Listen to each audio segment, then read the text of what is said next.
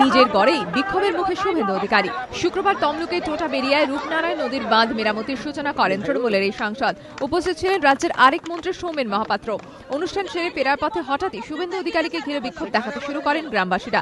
তাদের অভিযোগ, এই সময় বাঁধ মেরামতির কাজ শুরু করলে বর্ষার আগে তা শেষ করা সম্ভব নয়। পাশাপাশি পুনর্বাসনের দাবিতেও সরব হন ভাঙনে জমি হারা গ্রামবাসীরা।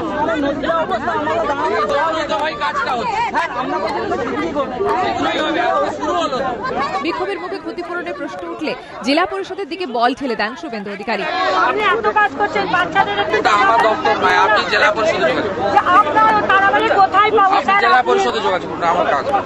কি আশ্চর্য, যে জেলা পরিষদের দিকে বল ঠেললেন শুভেন্দু, তাও তো তাঁরই দলের।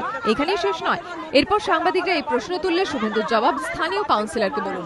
না, যাদের ক্ষতি হয়েছে তারা কি ক্ষতিপূরণ পাবে? যাদের বাড়ি গাড়ি ক্ষতি হয়েছে।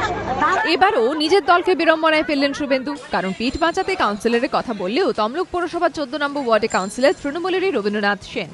হলদিয়া পুরভোটের পাশাপাশি সম্প্রতি রেজিনগরে ভোটে শুভেন্দুর কাঁধে ভরসা রেখে দলে ভরাডুবির পর তমলুকের এই সাংসদের এদিনের মন্তব্য তৃণমূলের অস্বস্তি আরো বাড়ালো বলেই মনে করছে রাজনৈতিক মহল। একই সঙ্গে প্রশ্ন উঠছে, নিজের গড়েই বিক্ষোভের মুখে পড়া কি শুভেন্দুর জনসমর্থনে ধসের ইঙ্গিত? বিটন চক্রবর্তীর রিপোর্ট, এবিপি আনন্দ, পূর্ব মেদিনীপুর।